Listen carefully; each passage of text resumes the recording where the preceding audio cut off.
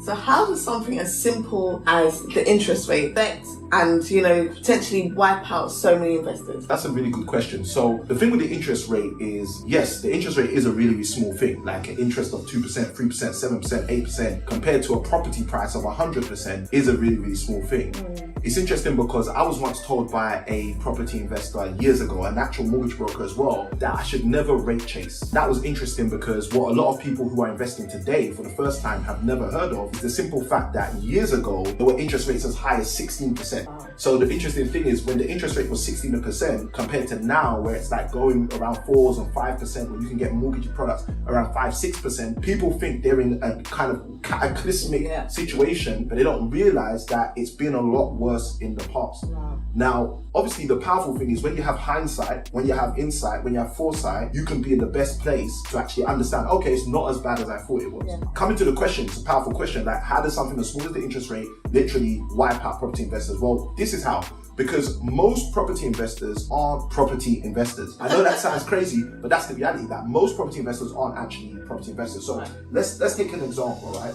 Let's say let's call this Jeffrey. So Jeffrey's a guy who's just finished university, and let's give him some here. Jeffrey decides to go and buy a 2-bedroom apartment. For those of you tuning in, obviously the number of windows is the number of bedrooms, okay? So Jeffrey has a 2-bedroom apartment. So he's just bought that after university. Now let's say in university, Jeffrey meets Jane. And Jane, on the other hand, when she met Jeffrey, Jane already had a 1-bedroom apartment, okay?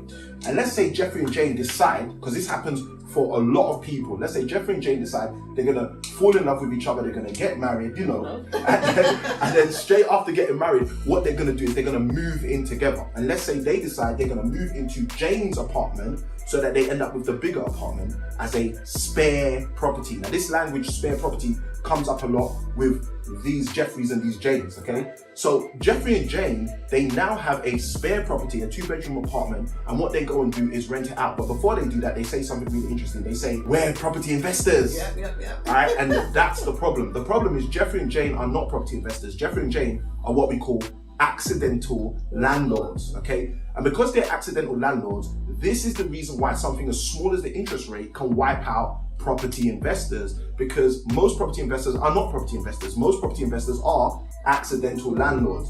And what happens for accidental landlords is this. I first heard an adage about property, which is you make your money when you buy. You make your money when you buy. Now the problem is you can't make your money when you buy if when you buy, you didn't buy to make money. Does that make sense? So what happens for a lot of property investors is because they become accidental landlords, they end up with a spare property or spare 2 properties. And this isn't just from, Jeffrey meeting Jane and moving in together. This could happen from inheritance. You can inherit a property and become an accidental landlord. And the issue with that is, as an accidental landlord, because you never bought to make money, you can't make your money when you buy. And as a result, you end up making money by accident. And because you're making money by accident, it's very easy to start losing money very purposefully.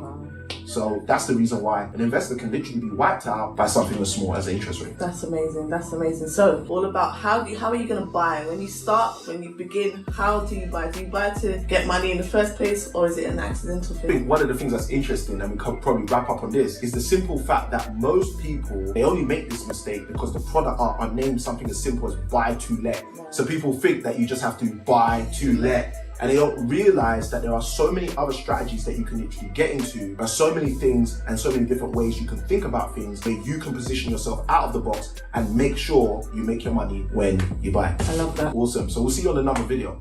Take care.